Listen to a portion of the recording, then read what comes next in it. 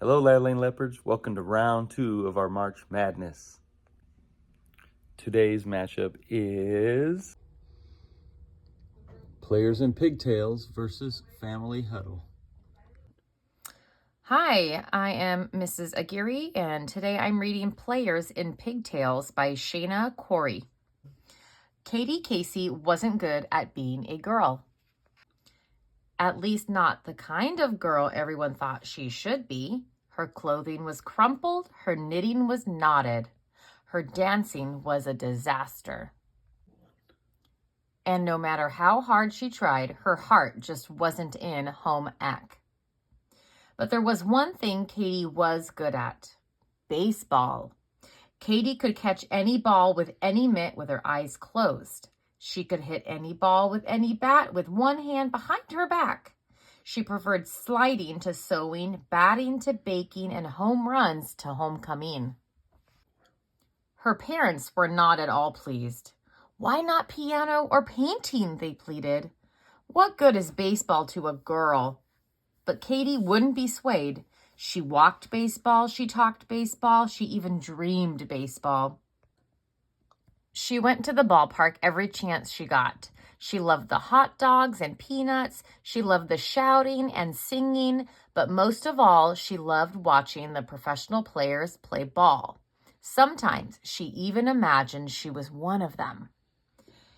Every spring, she showed up for Fairfield High team tryouts, and every spring she was turned away without even getting a try. Better stick to ballet, the boys said. What good is baseball to a girl? But baseball was starting to change.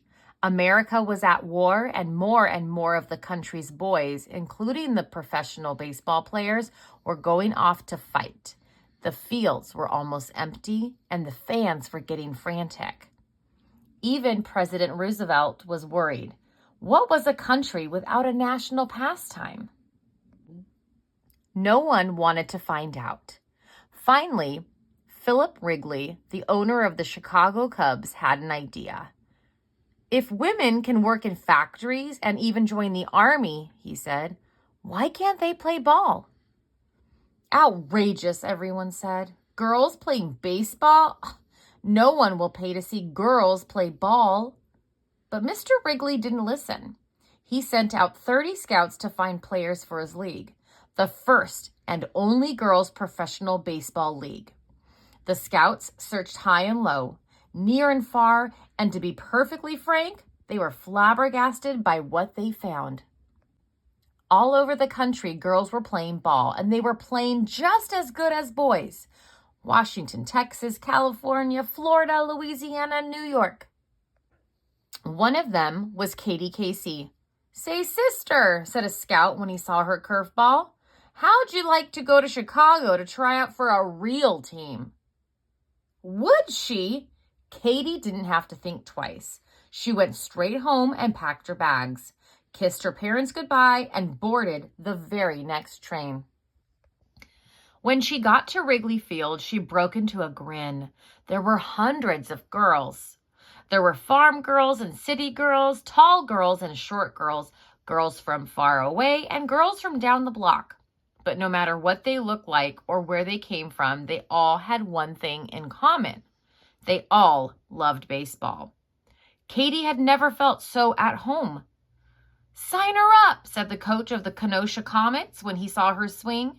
The All-American Girls Professional Baseball League was on its way. Everyone was curious about the strange happenings at Wrigley Field. Unheard of, said one concerned citizen. Girls don't like sports. It's certainly not ladylike, agreed another. What good is baseball to a girl? Blared the newspaper headlines. The league managers heard the talk, and their stomachs started to twitch. They knew their girls were ready to play ball, but maybe the country wasn't quite ready for their girls. The managers decided to launch an emergency campaign to show the country just how ladylike baseball could be. First, they designed special uniforms for the girls to wear. Dresses? Asked Katie. But she shrugged and put one on. After all, at least she was getting to play ball. Then the manager signed the teams up for charm school. "Pinkies out, girls. Posture," cried the teacher. "Think swans." Finally, it was time for the big test. The girls were graceful, they were elegant, they were perfectly charming, and they were ready to play ball. On opening day, 16 swan-like players emerged from each locker room and onto the field. But something wasn't right. Katie heard a giggling in the stands.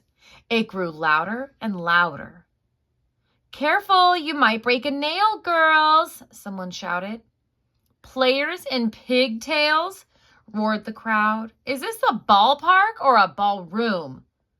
Everyone laughed themselves silly until the All-American Girls Professional Baseball League started to play. And they played by far the best ball any of them had ever played. By the bottom of the ninth, the score was Rockford Peaches 9, Kenosha Comets 6. The bases were loaded, and Katie Casey was at bat for the Comets. She stepped up to the plate and looked out at the stands. She'd been waiting her whole life for this. The pitcher threw the ball, and Katie swung. Crack! The ball sailed up, up, up into the air. Katie took off running. "It's a grand slam home run," shouted the announcer. The crowd went wild, and Katie cheered right along with them because for once, no one was asking what good baseball was to a girl. They were all too busy talking about how good girls were for baseball. Family Huddle by Peyton, Eli, and Archie Manning. The Mannings are the most famous family in football. Peyton and Eli Manning are both star quarterbacks. They have led their teams to victory in the Super Bowl and won MVP trophies. Their older brother, Cooper, was an all-state wide receiver in high school and received a football scholarship to the University of Mississippi, Ole Miss. And their father, Archie, was a star quarterback for the New Orleans Saints. Football has always been a big deal in the Manning family. Here is a family huddle written by Peyton, Eli, and Archie Manning. The picture book is based on some of the Mannings' family and football memories from their days in Louisiana and Mississippi. Archie was in the front yard in New Orleans playing with his 3 sons, Cooper, Peyton, and Eli. It was Peyton's turn at their favorite game, Amazing Catches. "Go deep," called Archie. It was the boys' favorite play. Peyton ran full speed across the lawn. His dad threw the ball high and far. Peyton dived and caught the ball in his fingertips. He rolled to a stop in the grass, and his brothers cheered. The neighbor's dog licked his face. Olivia, their mom, was laughing on the front porch. "Nice catch, Peyton. You boys come in and wash up before we go. This weekend is going to be filled with family and football." "All right, boys, let's wrap it up," said Dad. "Come on, just one more play," shouted Eli. "I'll be the quarterback. Fade route." Once the car was packed, the boys stood together by the driveway. The football was hidden under Peyton's arm. As their mom and dad headed toward the car, Peyton handed the ball to Eli. Peyton and Cooper ran toward their parents, distracting them. Eli ran the ball into the back seat of the car. It was perfect. Quarterback sneak. It was a long drive to Drew, Mississippi, where Archie's mom lived. The boys liked playing sports trivia names to pass the time. This one was called numbers game. 34, said Cooper, sitting in the back seat with his brothers. Peyton thought about it and came up with a football player whose jersey wore number 34. Walter Payton, he said. Next was Peyton's turn. 8. Before Cooper could answer, Eli called out, "My age and Dad's number." Cooper and Eli laughed out loud. They played the numbers game over and over again. Archie stopped a block from his mom's small brick house to let the boys run the rest of the way. "Grandma Sis," they called. Their grandma heard them coming. She put down her knitting needles and picked up a plate full of freshly baked chocolate chip cookies. She stepped outside and could see them zigzagging as they threw the football to each other. "Hi, boys," said Grandma Sis. "There's plenty of cookies for everyone." After lunch, everyone went outside for a group photograph. Olivia hugged the boys and said, "As long as you look out for each other, you'll always be on a winning team." The boys giggled, and then Eli hollered to Cooper and Peyton, "Button hook." Then he took off across the yard. Peyton smiled as Cooper snapped the ball back to him. He knew this play. "Get open, Eli," he shouted. It looked like Eli would run clear into the next lawn.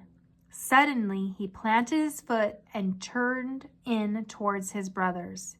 "Hit me, Pate," he said. Peyton fired the pass. It was a perfect pass and a perfect catch, but Eli's foot landed in a puddle. Cooper and Peyton cracked up as Eli did a muddy dance. Later that afternoon, they joined a football game near the town's fire station. It was Peyton's turn at quarterback. Peyton handed the ball off to a teammate for a runaround, but the play did not work. The team lost yards. Peyton looked over at the old fire truck and remembered his mother's words. He then looked at Cooper and Eli. "Eli, this one's for you," Peyton said. "Ring the alarm." They ran the hook and ladder play. Cooper was the best receiver, so he got the tricky part. Once the ball was snapped, he ran down the side of the field. Peyton hit him with a short pass. Cooper saw the defense coming his way. No one noticed little Eli running up behind him. Just as Cooper was being tackled, he flipped the ball back to Eli. "Go, Eli," he shouted. Eli caught the ball and ran for the touchdown. Early the next morning, Grandma Sis made silver dollar pancakes with blueberry syrup for breakfast. After the boys helped with the dishes and said their goodbyes, they piled back into the car to visit their other grandparents in Philadelphia, Mississippi. The boys slept most of the way there. As the car pulled into the driveway, Archie honked the horn. Their grandparents were standing on the big front porch waiting for them. "Gan, Gan," they shouted to their grandmother. "Papa," they called to their grandfather. Soon, the boys were in the front yard. Eli was already on the bike he liked to ride around town. His brothers were getting ready to follow him when the postman came by with the mail. Eli pointed to the postman and hollered to them, "Are you thinking what I'm thinking?" Cooper and Peyton didn't need to say a word. They'd come up with their own hand signals for some football plays. This was one of them, the post pattern. Peyton pressed his fingers together and made a slashing motion with his hand. He motioned at an angle toward the far side of the yard. Cooper took off using all of his speed. He ran straight at first.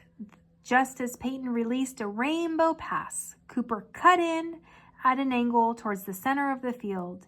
He stretched out his hands and caught the ball. Eli watched everything from his bike. He laughed when he heard Cooper call out, "The postman always delivers." When they returned to their grandparents' house, their mom was waiting on the porch. "Hurry and get ready. We have a long drive ahead of us." They said goodbye to Gan and Papa. "We'll be back soon," they said, waving their hands. Eli, Peyton, and Cooper piled into the back seat. 13, said Eli. "That's easy." "Dan Marino," said Peyton. The numbers game started again. It was just getting dark when they got home. Their dad got out of the driver's seat. "I've got an idea," he said. "Why don't we finish that game?" "Not too long," said Mom. "It's almost supper time." The boys looked over. Somehow, their dad had gotten his hands on a football. "Family huddle," Archie called. Eli, Peyton, and Cooper ran over to him and linked arms together and listened to the play. "Break on one," their dad said. And they did. The brothers smiled and sprinted across the yard. Their mom was right.